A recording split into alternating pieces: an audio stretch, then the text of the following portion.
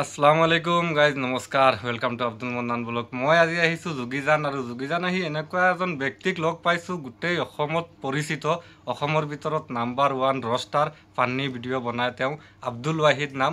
তেওঁক আপোনালোকক এতিয়া দেখাম। তেওঁক লগ পাই বহুত ভাল লাগিছে, কি ক'ম, প্ৰায় আধা ঘণ্টামানৰ পৰা কথা পাতি আছোঁ, বহুত ভাল লাগি আছে। আৰু বহুত দিনৰ পৰা ভাবি আছিলোঁ যে ৱাহিদ বাইক ক'ত পাম। আজি মোৰ ভাগ্য ভাল, মই আহিছিলোঁ মোৰ বাইদেউৰ ঘৰত, ৱাহিদ বাইক লগ পালোঁ। লগ পালাই তেওঁৰ লগত মিট কৰি পেলাই বহুত ভাল লাগিছে, কি ক'ম। তেওঁ এজন আসসালামু আলাইকুম ভাই। আসসালামু আলাইকুম। এই দৰ্শকসকল ভালনে আপোনালোক? মোৰ মনে মনে মানে দৰ্শক এনেইতো ভালেই থাকিব বাৰু। মই এই সদায় মানুহৰ হাঁহি মানে মুখত হাঁহি দেখিবৰ কাৰণে ভিডিঅ'বিলাক বনাই দিওঁ। মানুহে দৰ্শকসকলে বহুত ভাল পায়।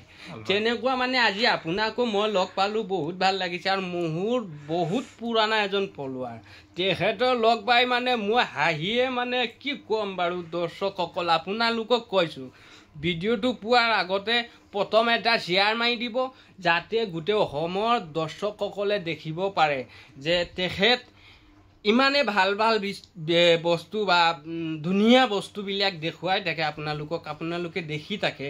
আৰু বহুত মূল্যৱান আগৰ গছৰ মালৰ যি ভিডিঅ'বিলাক, ৱাও ভেৰি নাইচ বুলি কয় নে তেনেকুৱা ভিডিঅ'বিলাক দেখুৱাই থাকে তেখেতে। মানে মাল হওক বা যিকোনো বস্তু হওক ব্লগ বনাই থাকে, য'তে যায় তাতেই ব্লগ বনাই থাকে, ভাল বস্তু দেখুৱায়। তো আপোনালোকে দেখি আপোনালোকৰ মনোৰঞ্জন পায় আপোনালোকে। তো আমাৰ কেকাইক আপোনালোকে ছাপোৰ্ট কৰিব। আৰু ভিডিঅ'বিলাক পোৱাৰ লগে লগে আপোনালোকে শ্বেয়াৰ এটা মাৰি পেলাই এটা কমেণ্ট কৰি যাব, কেনেকৈ লাগিলে আপোনালোকৰ ব্লগটো চাই আৰু ভিডিঅ'টো চাই কেনেকৈ লাগিলে আপোনালোকৰ।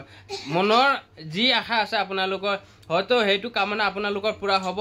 কিন্তু আমাৰ যি কোৱাৰ আমি কৈছোঁ, আপোনালোকৰ চিনাকি মানুহ এজন ফেচ ভেলু মানুহ, তেখেতে ক'লে মই কেতিয়া ইউটিউবাৰ বুলি নেভাবোঁ, মই সৰু মৰু এজন কণ্টেণ্ট ক্ৰিয়েটাৰ, একেবাৰে সৰু আপোনালোকৰ। তো আমি আপোনালোকক এটাই বস্তু ক'ম, য'তে আছে আপোনালোকে, দেশত হওক বিদেশত হওক, য'তে আছে আপোনালোকৰ মা দেউতাক খেজমত কৰিব আৰু ভাল থাকিব, নিজৰ ছেফটিৰ কাৰণে চিন্তা কৰিব আৰু আনক যাতে কষ্ট নিদিয়ে আৰু আপোনাৰ মুখৰ ভাষা বা ব্যৱহাৰে আনৰ মনত যাতে আঘাত নপঞ্চে, তেনেকুৱা কাম কৰি থাকিব। ভাল থাকক, সুস্থ থাকক। আৰু তেখেতৰ কিবা থাকিলে কথাটো আপুনি কওক। নাই, মোৰ ৰাইজক আপুনি এটা মানে ফান্নি আৱাজ, যেনেকৈ মানে হাঁহে মানুহে ফুৰ্তি পায়, যেনেকৈ মনোৰঞ্জন পায়, এটা আৱাজ দি দিয়ক লাষ্টে।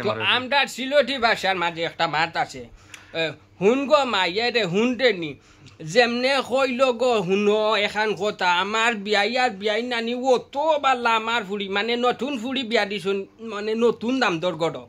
তো এখান মাতি আর কেউ খারাপ পাইবা না, যেটুকু ফয়লা 2-3 দিন কুট দিন ইয়াল্লা মাবুদ, যেমনে দেখুন কইনা বেটি হরিও তো যতন ফুড়ি আর হৌরেও যতন, মাইয়া যতন তো নকলতা করি রাখছুন। 2 মাস বাদে হন ইয়াল্লা মাবুদ কইনা বেটি আনছি না জল্লাদ আনছি।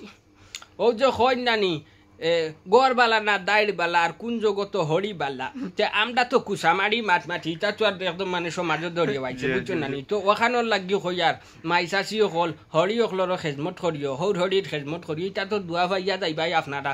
আমি তো মুসালা আইজ আছি খাইলকু নাই, থপার দি ফরিয়া মরি গেলে বাদে আর মুসালা দে ঢুকাইয়া পাইতা না, পাইবানি পাইতা নাই। কিন্তু কি একটা জিনিস ধ্যান রাখিও, হৌর হরির খেজমত করলে বাদে আগে দিয়ে কতটা ভাইবা, তোমার ফুয়াইনতে যেটুকু বিয়া করবা সেটুকু তোমার তোমার ফুয়ার বইনতে খেজমত করবা নানি।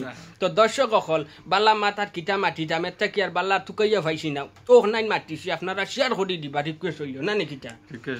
এর বাদে আর ওখান আমার বুড়িয়া আইতে সময় কইছে, বেশ বাড়ি করিও না হল খান গিয়া, বুঝছো নানি। এর লাগে আমি হিকান আর কইছি না, অতটুকু রইল। আসসালামু আলাইকুম, সকল জাতিরে কইয়ার নমস্কার।